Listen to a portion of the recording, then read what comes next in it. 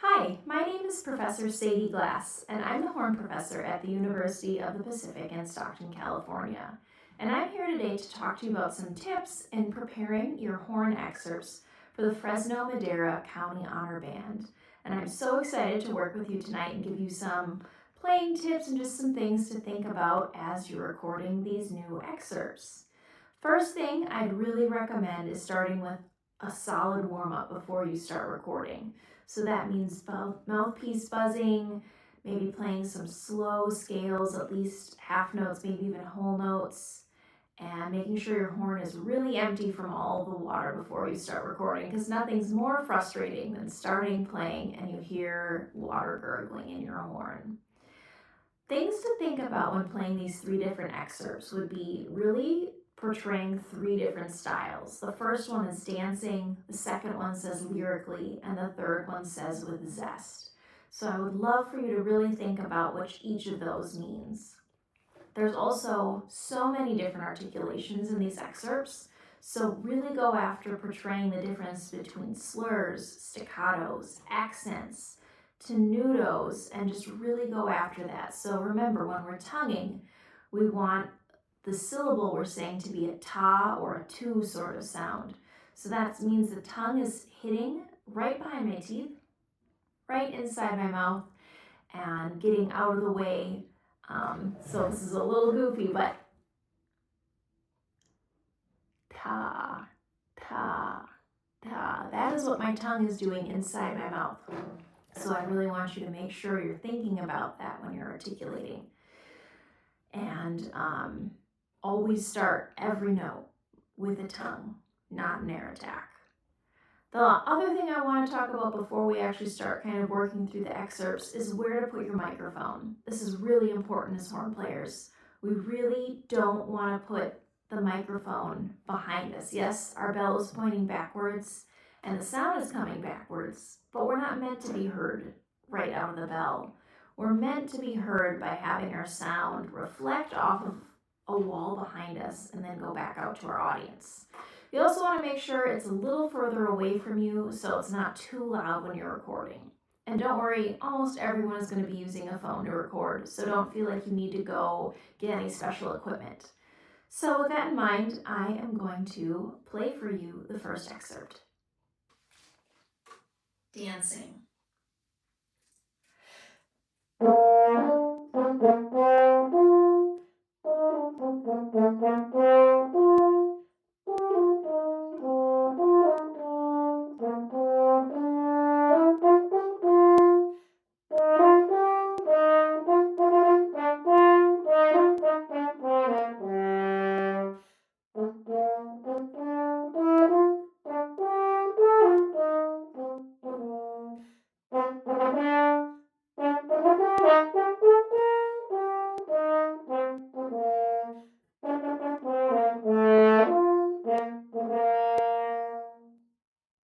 So when you're thinking about recording dancing, first of all, again, dancing. This is in 3/4. I really want you to think that we can really feel that sort of jolt with dancing. So, ba ba ba ba ba. 1 and 2 and 3 and 1, 2, 3. 1 and 2, 3. 1 and 2, 3. 1, 2, 3. 1 and 2. So really have that sort of feel. Even practice like kind of swaying and dancing as you move.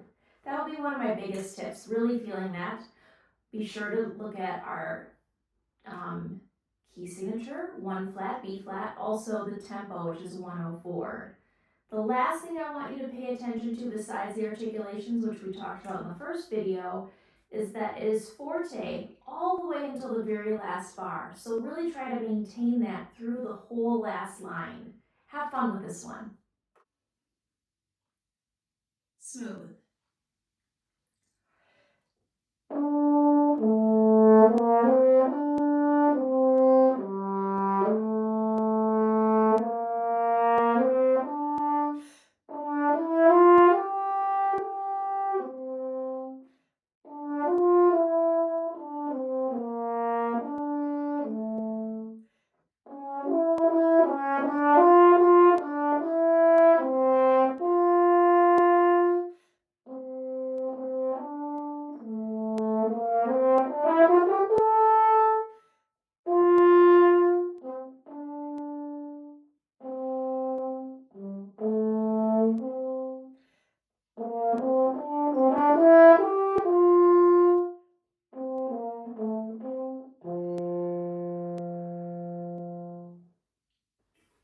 When you're recording the second excerpt called Lyrically, I'd really think about exactly what it tells you to do. Play it very smooth, song-like, have it be a contrast to dancing, and certainly for the last one with zest.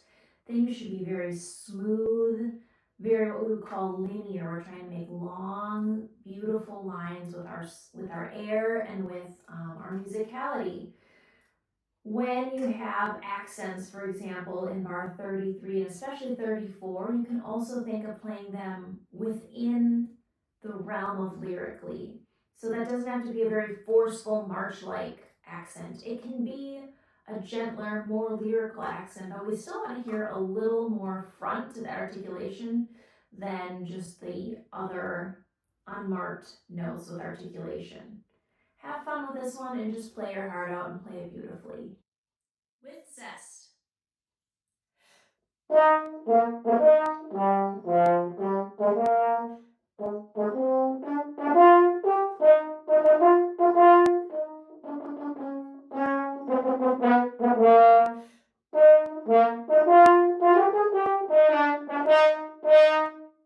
And finally, we have our last excerpt with zest. This one is our only one in 6/8. So really make sure you have a good understanding of what that means before you start. So we've got 6/8 notes in every bar, but what I really recommend is that you feel this in twos, or feeling the dotted quarter note, because 120 is pretty fast. So instead of 1, 2, 3, 4, 5, 6, 1, 2, 3, 4, 5, 6, thinking 1, 2, 1, 2. It's going to help it feel a little more lively, zesty, if you will. And it's going to give it that sort of bouncy character we're going for. There's lots of staccato in this one, lots of accents, so that can be quite a sharp articulation. Really feel the air behind the tongue before you articulate. And again, just have fun and really feel the fun, sort of lively character with this one.